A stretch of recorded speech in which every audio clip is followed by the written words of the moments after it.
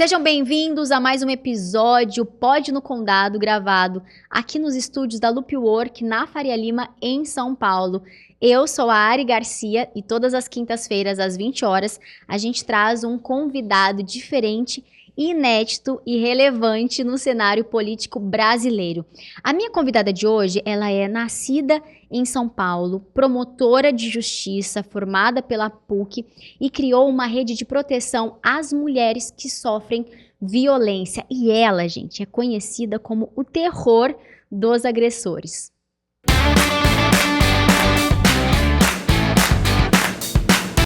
Ela conduziu casos conhecidos pelo grande público como o João de Deus. E nas redes sociais, ela assina o Justiça de Saia. Seja muito bem-vinda, doutora Gabriela Mansurê.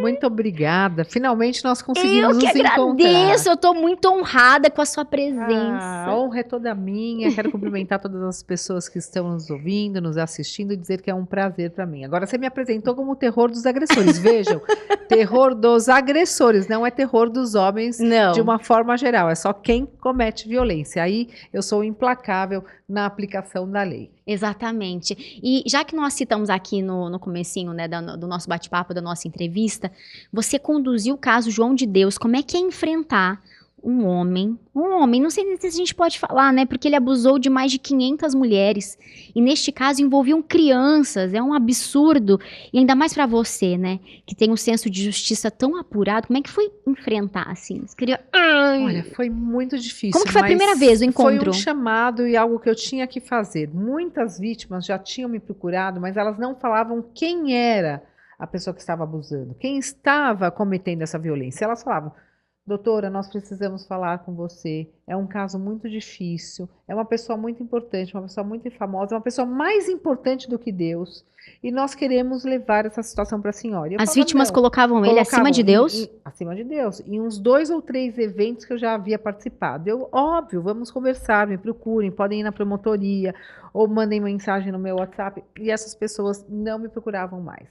E numa ocasião, eu estava chegando em casa, eu lembro direitinho essa memória fotográfica, e recebi uma mensagem da assistente do Bial, que é a Camila, que até ficou minha amiga, e ela falou: olha, nós temos aí algumas vítimas que querem fazer uma denúncia, nós vamos fazer essa denúncia no programa do Bial, numa entrevista, e nós queremos muito que você seja a pessoa que receba publicamente essas denúncias, para que nós possamos falar o que significa essa situação que elas estão contando de abuso, tenha alguma pessoa que conheça a lei, que saiba onde atuar, para onde encaminhar esses casos e como receber essas mulheres e incentivar outras mulheres a denunciarem.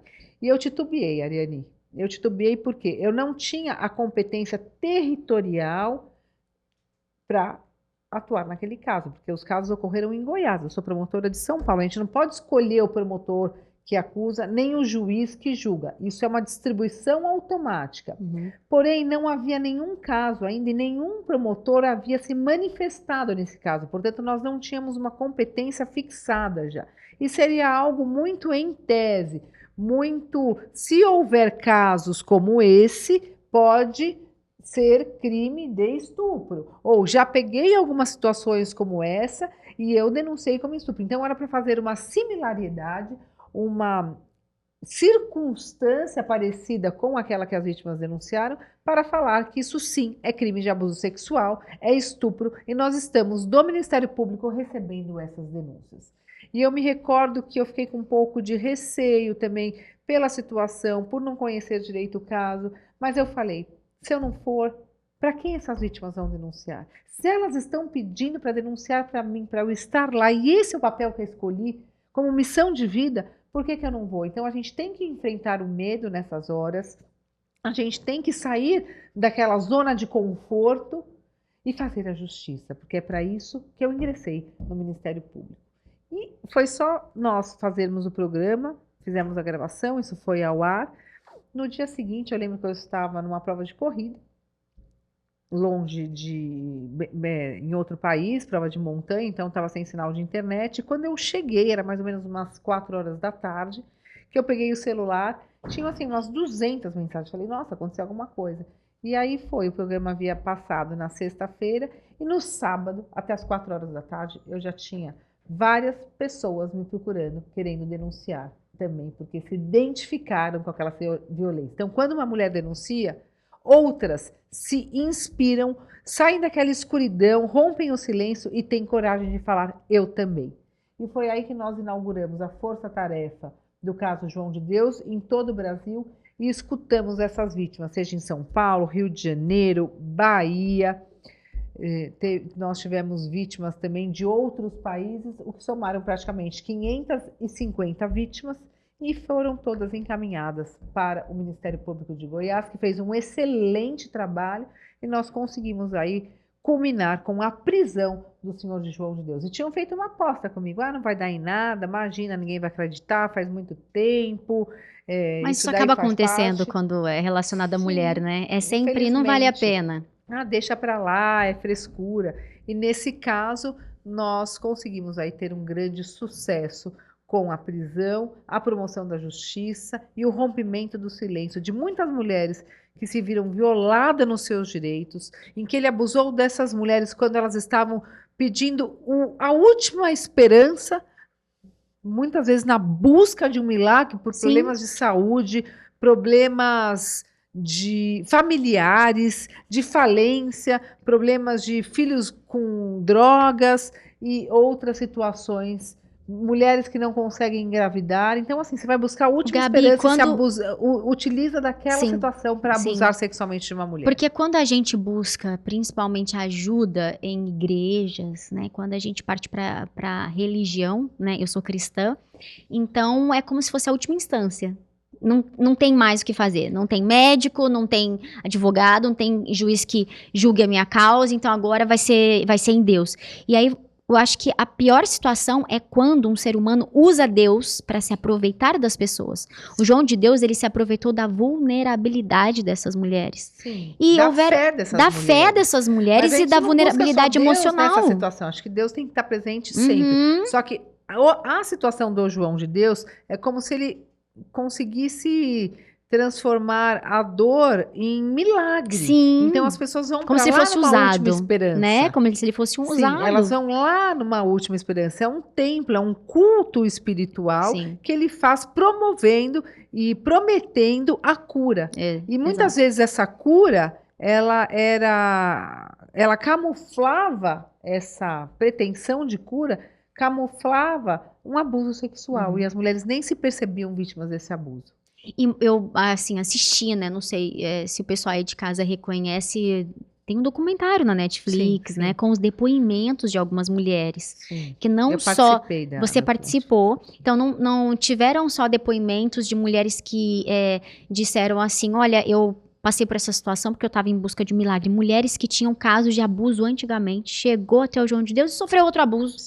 Meu Deus! Por isso que às vezes a gente visualiza aí, né, nas redes sociais e acompanha alguns casos de algumas tragédias, porque a gente tem que tomar muito cuidado com o sentimento do ser humano. A pessoa já está fragilizada.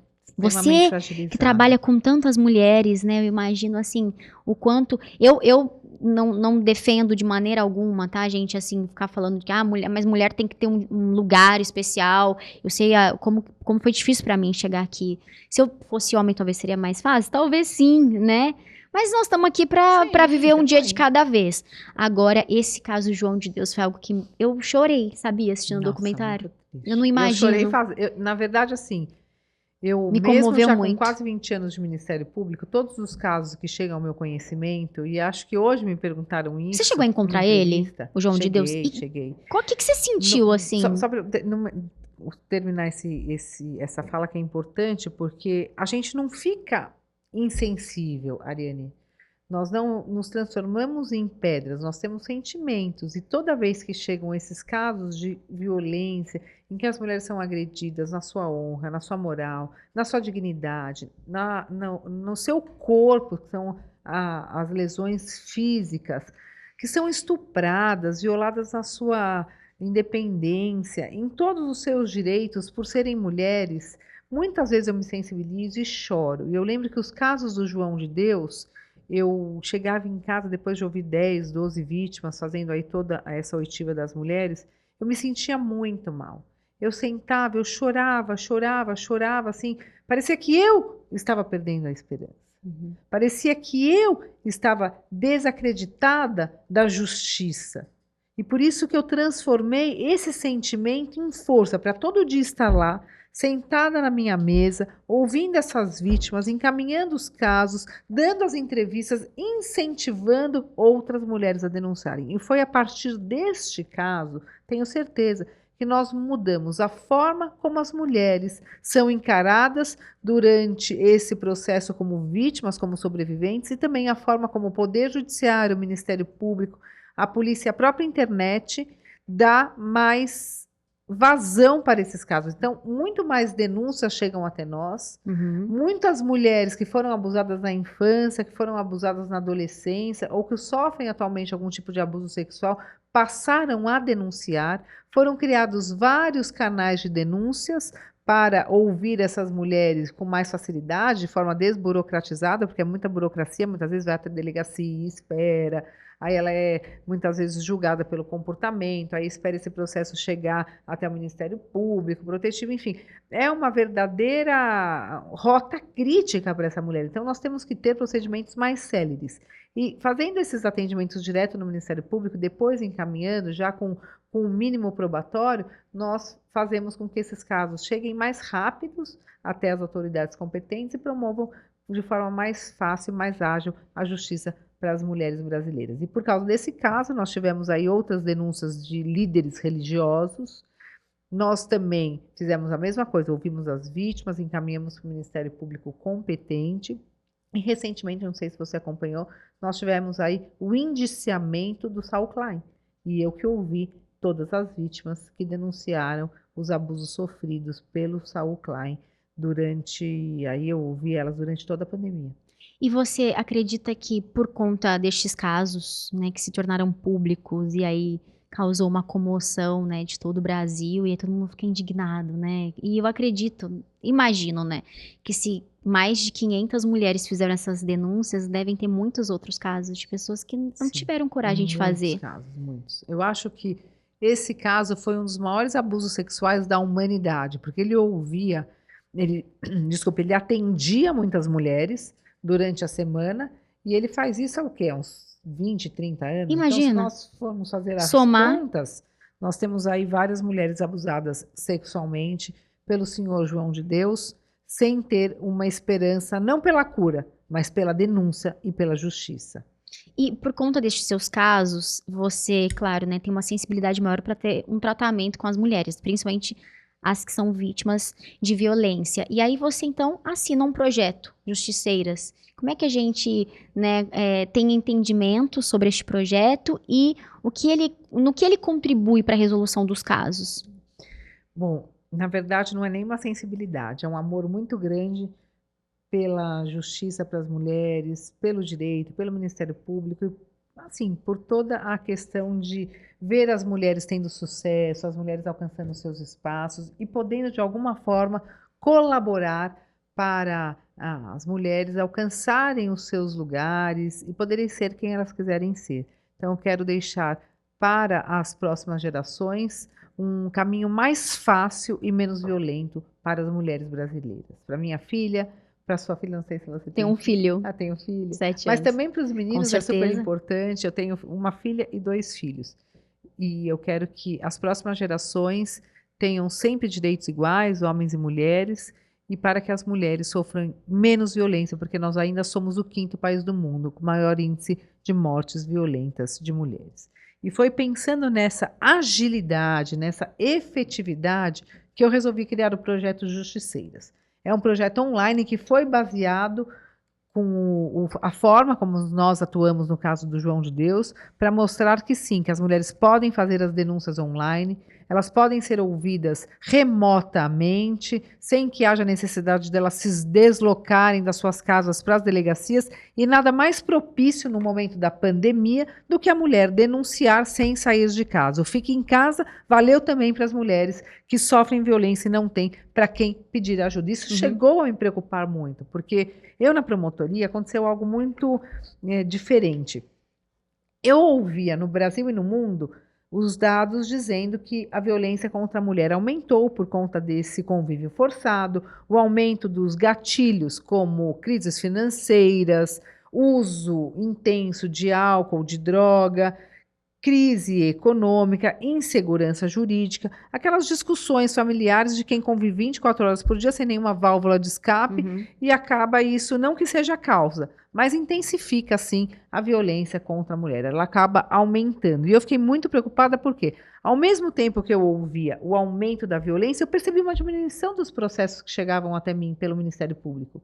Nas delegacias, os flagrantes, os pedidos de medidas protetivas, e eu pensei, deve ter alguma coisa errada. Essas mulheres estão sofrendo caladas e não estão tendo como pedir ajuda. E foi aí que eu criei, num número de WhatsApp, no celular do meu filho, com um chip que eu tinha, criei o projeto Justiceiras, que nada mais é do que a boa vontade e o comprometimento de quem trabalha com alguma situação servindo à sociedade.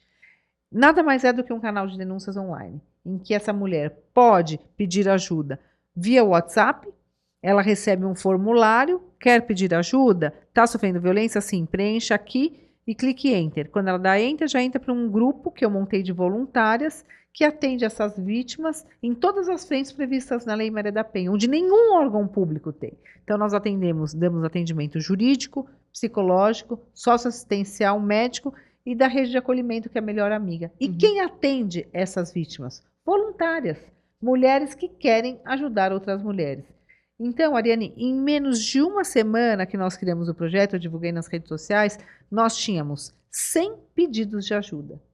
E pasme, 1.000 mulheres inscritas como voluntários justiceiras. Uau. Isso fez com que a gente revolucionasse também a forma de atender as vítimas de violência, exigisse das autoridades competentes sistemas mais ágeis e mais práticos de atendimento a essas vítimas, os canais de denúncia, o acesso das mulheres ao sistema de justiça, e hoje, em quase 2 anos de projetos, nós já atendemos 10.000 mulheres em situação de violência e nenhuma mulher dessas foi vítima de feminicídio. Nós conseguimos prevenir o feminicídio, que é o que nós devemos fazer enquanto agentes públicos comprometidos com o combate a qualquer tipo de criminalidade no Brasil. Doutora Gabriela, vamos aproveitar o espaço e divulgar o número, né? Porque é importante para quem está assistindo a gente. Às vezes a pessoa sabe de um caso de uma amiga, tem um parente, e aí quer incentivar essa pessoa a fazer a denúncia, e a pessoa fala, eu não quero ir à delegacia, eu não quero me expor, pode piorar a situação dentro de casa, eu não quero ser constrangida pela sociedade, porque muitas vezes, né, o comportamento da vítima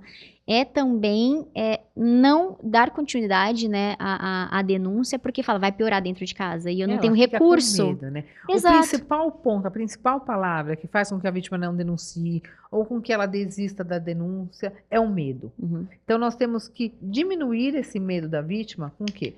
Com instrumentos de proteção a essa vítima, com esses processos mais ágeis, com penas mais rigorosas para esses crimes gravíssimos que nós vemos aí, de pessoas que se utilizam de qualquer tipo de vulnerabilidade, seja econômica, seja espiritual, seja do ponto de vista de saúde física ou psíquica da mulher, para cometer qualquer tipo de crime contra ela.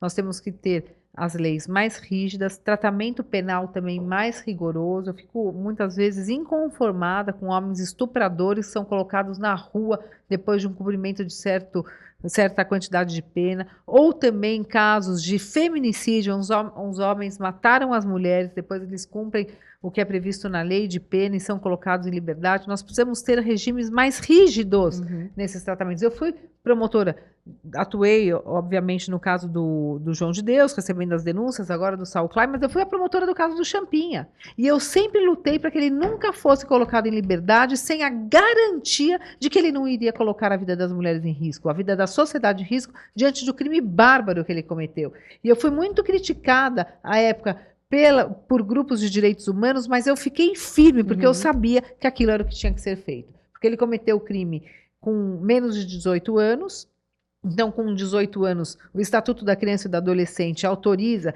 que ele fique internado até os 21, que a lei da criança e do adolescente se aplica até os 21 anos. E quando ele completasse 21 anos, ele ia para a rua? Seria livre? Ou seja, ele nunca iria pagar por algo que ele fez, porque ali não era pena, medida socioeducativa, ele era menor de idade. E quando ele foi completar 21 anos, nós, do Ministério Público, ajuizamos uma ação de interdição contra ele, para comprovar que ele não tinha condições nenhuma de conviver em sociedade sem colocar em risco cada um de nós. Nós, da sociedade, da população, o povo brasileiro não pode ficar à mercê dos direitos de quem comete crimes.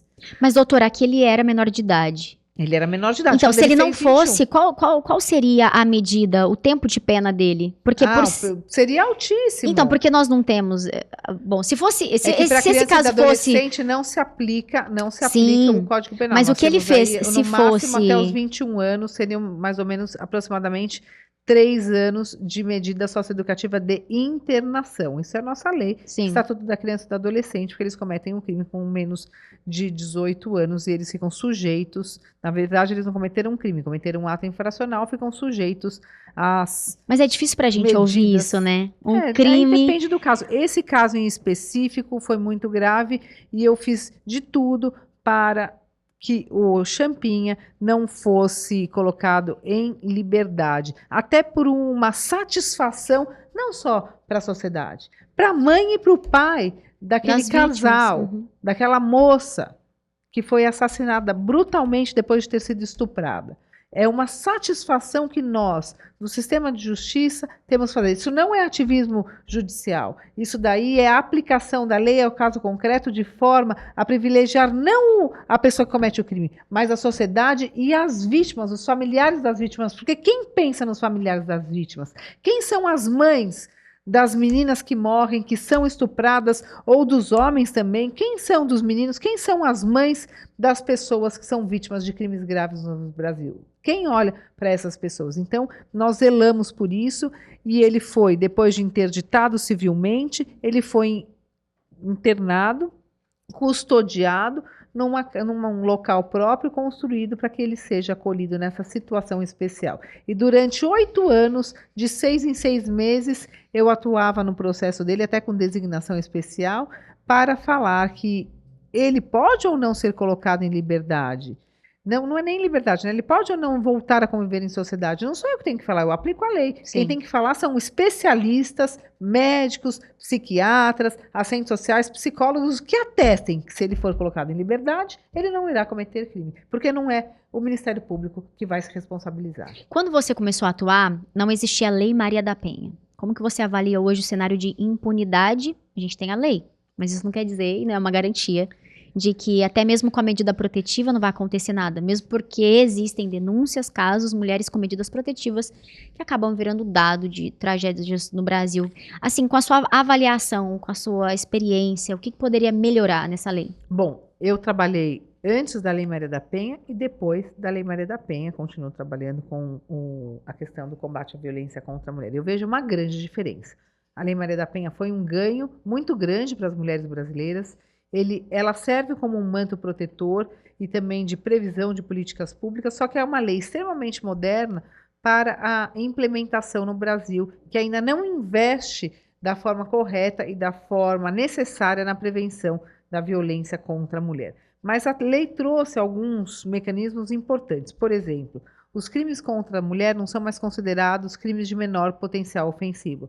São considerados crimes graves, todas as denúncias devem ser apuradas e não só feito um acordo, como era feito anteriormente, um acordo entre o autor dos fatos, o Ministério Público, homologado pelo juiz. A vida da mulher é inegociável, a nossa integridade física é inegociável, a nossa integridade moral é inegociável. Nós precisamos ter respeito por sermos mulheres e muitas vezes por conta dessa nossa condição do sexo feminino somos desrespeitadas, agredidas como se nós fôssemos cidadãs de segunda categoria e nós não podemos admitir esse tipo de situação.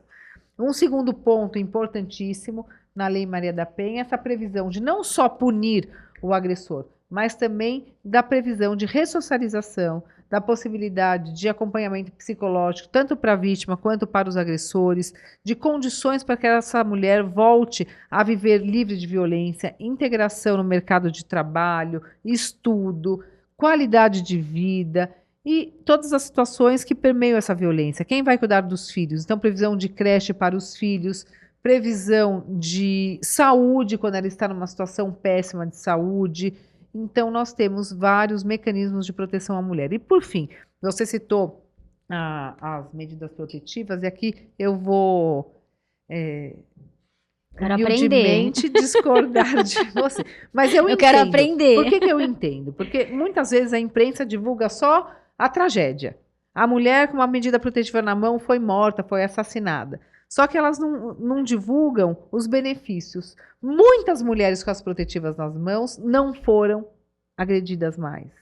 Muitas mulheres foram protegidas pelas medidas protetivas. Muitos homens que descumpriram as protetivas foram presos em flagrante quando estavam tentando descumprir a protetiva e agredindo fisicamente ou quase cometendo um feminicídio contra essas mulheres. Então, a denúncia é sempre o melhor caminho, a proteção também. A medida protetiva, ela garante muito mais a proteção da vítima do que se ela não existisse. Nós fizemos uma pesquisa no Ministério Público com a minha colega Valéria Scaranza, se chama Raio-X do Feminicídio, e 97% das mulheres assassinadas não tinham sequer pedido ajuda, sequer pedido protetiva. Será que se elas tivessem medidas protetivas e tivessem de alguma forma rompido o silêncio, elas não poderiam ter sido salvas? Quantas mulheres nós já não poderíamos ter salvado no Brasil se tivéssemos, de fato, aplicado a lei? Por que essa lei não chega até essas mulheres? Quem são essas mulheres?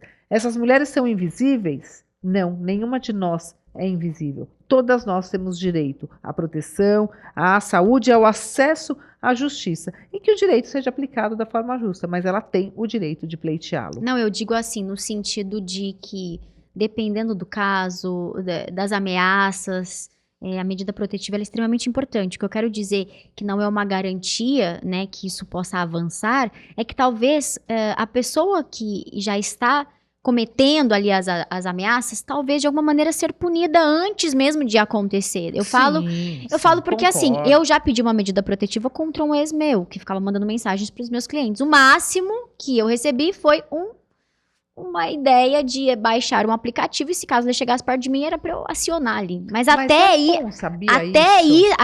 acontecer isso, eu não sei o que poderia acontecer. E aí houve uma manutenção de 6 meses e depois o juiz entendeu que a gente não fazia parte do mesmo círculo de amizades, apesar de morarmos perto. Mas assim, eu falo que se eu dependesse somente de um aplicativo para salvar minha vida, isso não seria suficiente. Mas até porque... Mas a protetiva foi concedida. Foi concedida 6 meses, pedi manutenção. Então, mas cumpriu. Como ele alegou, ele não era do meu círculo de amizades, mas eu não estava preocupada se ele estava próximo a mim, na minha rotina de academia, de ir ao mercado.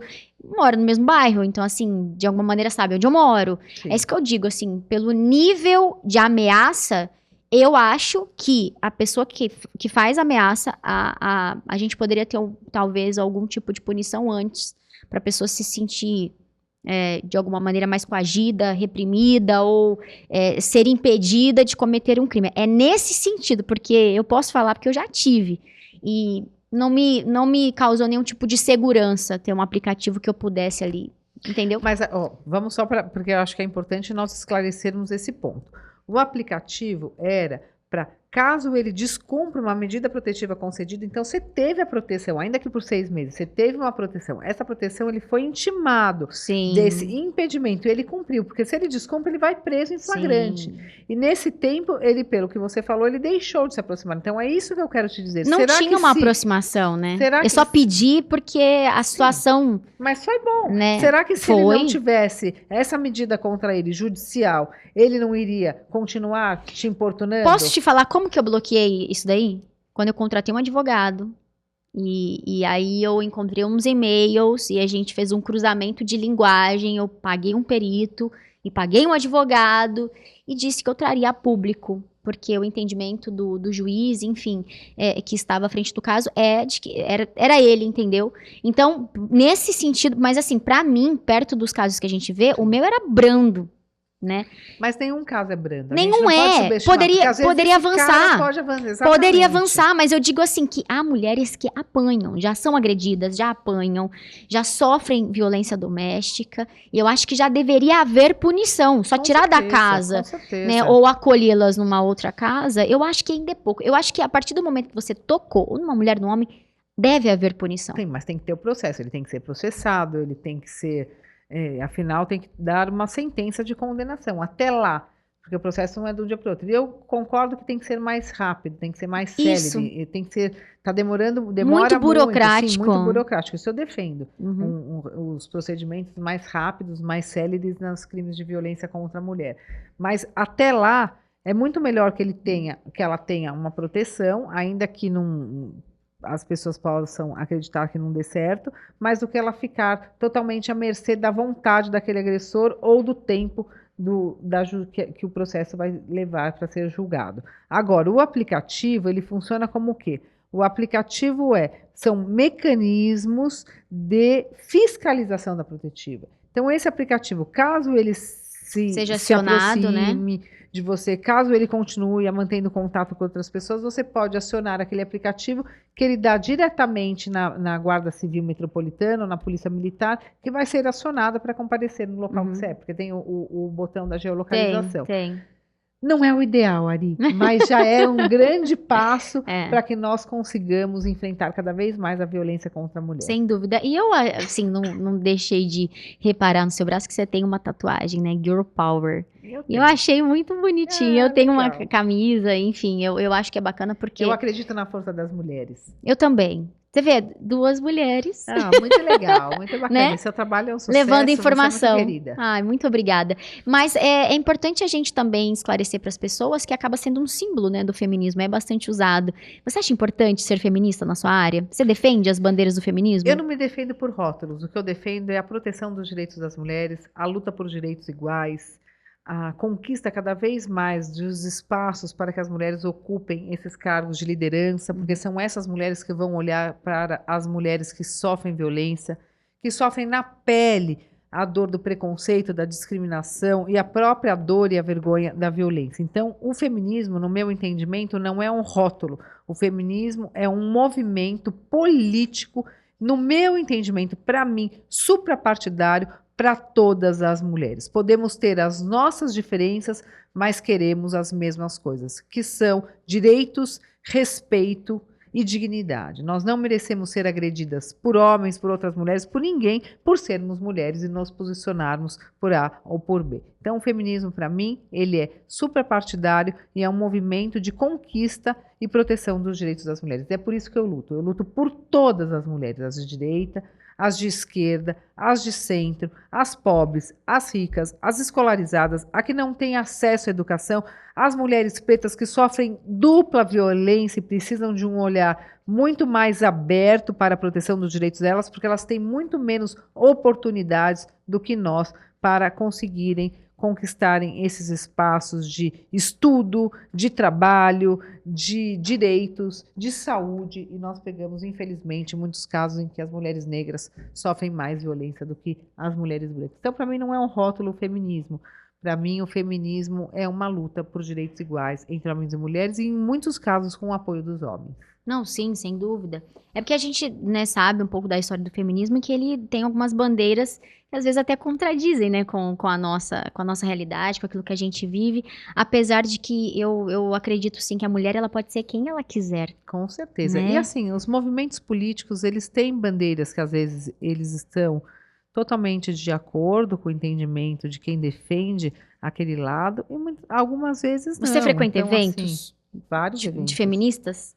Não, eventos de mulheres. De mulheres. Sempre. Mas rotulados feministas ou que não une o pessoal da esquerda? Mesmo se for feminista ou antifeminismo, eu vou participar porque eu quero saber o que está acontecendo e eu quero ser um instrumento de diálogo entre esses dois extremos. Para mim, não pode haver extremos nesse debate, porque todas as mulheres sofrem violência, ficam doentes, muitas vezes não têm acesso à saúde, à justiça, à educação por serem mulheres, aos cargos de liderança. Só a gente ver os quadros aí no mercado de trabalho. Saiu hoje uma entrevista de que nós conquistamos praticamente 53% do mercado de trabalho, mas ainda ganhamos 22% menos do que os homens nos mesmos cargos de poder e liderança. Nós não estamos nesses cargos, nós não estamos nos cargos de decisão, no parlamento, nos governos, nas prefeituras, nos cargos executivos das empresas, Ministério Público, Poder Judiciário. Eu já senti como promotora de justiça na pele o machismo institucional, a violência institucional contra as mulheres. Então, nós temos aí um cenário que é visivelmente machista, que visivelmente discrimina as mulheres e que nós temos que nos unir para lutar. Então, eu frequento todos os ambientes, vou dialogar com a esquerda, vou dialogar com a direita, porque se isso for necessário para aproximar as mulheres umas das outras e para que nós consigamos pleitear as nossas políticas públicas e os nossos direitos, eu vou fazer. E, Gabi, eu percebo, assim, que você tem a intenção de ajudar, de proteger, de amparar, de acolher as mulheres. E isso, assim, percebe-se que é seu, é da sua essência. Talvez se você tivesse uma outra profissão, você continuaria fazendo, porque é da sua essência. E, infelizmente, quando eu fiquei sabendo, que eu já tinha ouvido falar, né, sobre você, sobre o seu trabalho, falaram, Ari, você ficou sabendo que a doutora Gabriela Mansur participou de um evento de direita, que ela teve que sair escoltada. Parece que o pessoal de direita não gostou muito do discurso dela. Na hora você se sentiu injustiçada? Não é contra mim, é contra as mulheres. Não fui eu que me senti injustiçada. Foi a luta das mulheres que lutam por outras mulheres. São mulheres que abrem portas. Eu dedico a minha vida para as mulheres brasileiras, para a proteção dos direitos das mulheres brasileiras. Atendo as mulheres de madrugada. Abri mão de muitas coisas pessoais para estar à frente dessa luta. Então, não fui eu que senti injustiçada, foram as mulheres. Mas eu continuarei lutando por todas elas, independentemente da situação. Para mim foi um susto. Para mim foi algo que me pegou de surpresa por um posicionamento meu, nem a favor nem contra ninguém, apenas dando exemplos de mulheres que sofreram violência política, que são mulheres com mandatos eleitas pelo povo, independentemente de serem de esquerda ou de direita. Eu estava citando exemplos de mulheres que acionaram o canal de denúncias da nossa Ouvidoria Nacional das Mulheres do Ministério Público, que foi aberto exatamente para receber essas denúncias. E quando eu citei os nomes das mulheres que pediram ajuda, tanto mulheres de esquerda quanto de direita, eu comecei a ser vaiada.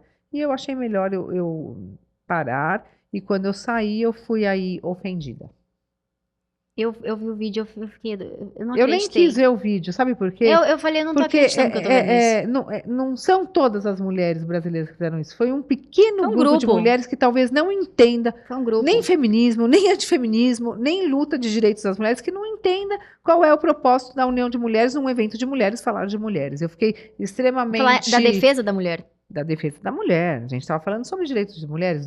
E se num evento de esquerda tem a necessidade de ter um projeto para falar sobre mais mulheres na política, então as próprias mulheres de extrema-direita já estão, de fato, aceitando que existe necessidade de se falar sobre o tema. Uhum. Então, assim, e quando você abre um canal de denúncia, você abre para todas. Você não pode escolher quem que você vai proteger da violência. E muito menos eu como promotora de justiça. Só falta eu escolher o caso que eu vou atuar. Chegou na minha Sim. mesa, eu tenho que fazer. Sem dúvida. Sob pena de prevaricação. E eu nunca vou prevaricar. Eu posso abusar um pouquinho de você, assim, pedir umas Claro. dicas? Vou aproveitar aqui e fazer uma consulta. O que acontece com uma pessoa que faz falsas denúncias?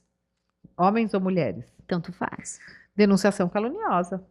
Ou falsa comunicação de crime. Se ficar comprovado que ela teve o dolo ou ele teve o dolo, é a vontade livre e consciente de prejudicar alguém, imputando-lhe um crime que sabe que não o cometeu, vai ser punido pelo crime de falsidade, Eu não falsa sei. comunicação de crime ou denunciação caluniosa. É que eu não sei se você tá acompanhando, né? Ainda tá acontecendo aí os episódios do caso do Johnny Depp. E há uma reviravolta e, de repente, a gente não sabe aonde vai dar isso. Sim, o que acontece nesse caso? Casos semelhantes, porque eu acompanhei muito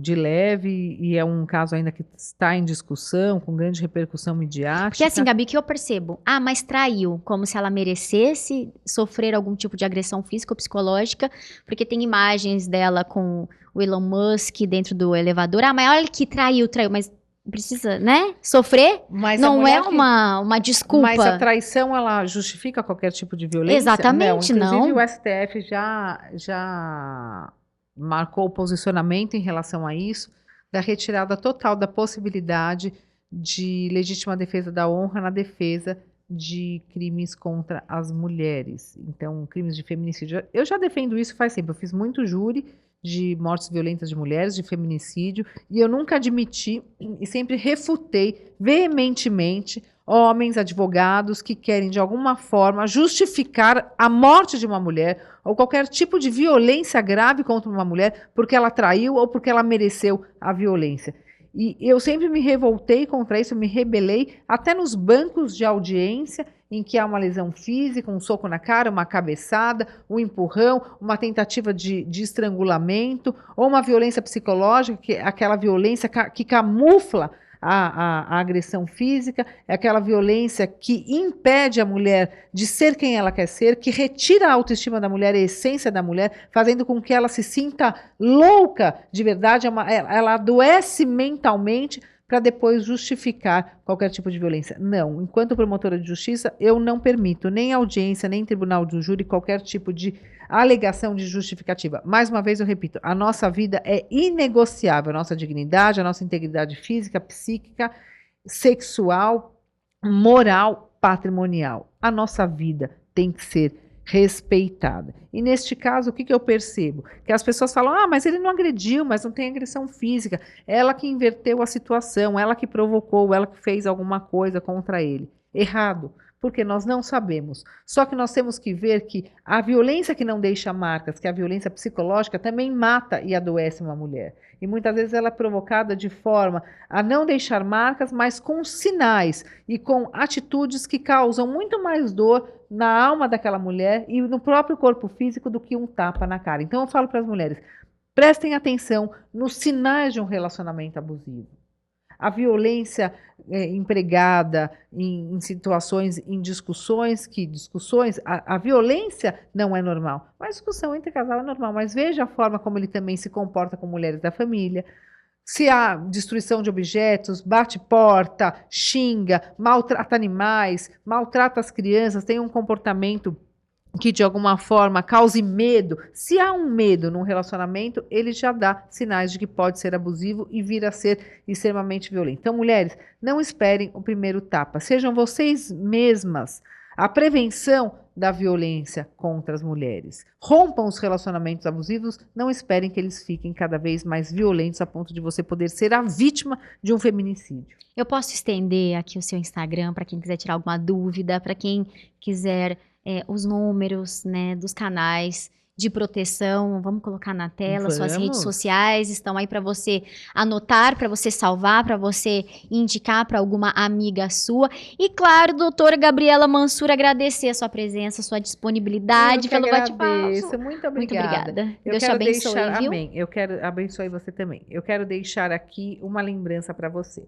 Nós temos a cordinha do Poder Judiciário, da toga do Judiciário, ela é branca em primeira instância e quando os juízes viram desembargadores, ela fica preta. A cordinha se torna preta. A cor do Ministério Público, da toga do Ministério Público, é a cor da luta pela justiça, é o vermelho. E agora eu tomei um passo na minha vida porque eu quero alcançar todas as mulheres brasileiras.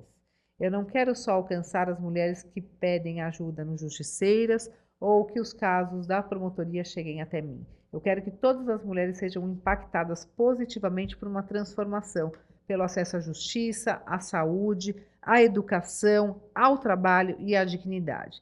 Então, eu nunca vou deixar de lado, como uma hora você disse que é da minha essência, do meu DNA, a luta pelas mulheres. Eu só quero agora, ao invés de aplicar a lei, eu quero fazer leis para as mulheres. Então, a minha cordinha, a minha toga agora é pink e eu quero te dar de presente. Ai, meu o símbolo da Deus, que justiça emocionada! para as mulheres. Meu Deus, que presente lindo! Eu amei. Para mim significa muito. Eu sei. Vindo mais de quando você aqui humildemente e claramente colocou uma situação sua em que você já foi vítima, pediu a proteção do Estado e de alguma forma a justiça te acolheu, não do jeito que você quis, mas do jeito que acho que muitas pessoas que são extremamente comprometidas com o Poder Judiciário, o Ministério Público, com a sociedade brasileira, teria agido na proteção das mulheres. Eu acho que as mulheres... Então, receba como um símbolo da justiça para as mulheres. De todo meu coração, muito obrigada. E você sabe que hoje eu consigo comentar sobre este assunto, e aqui publicamente, porque quando a gente tem uma ferida e ela não está curada, a gente não consegue tocar no assunto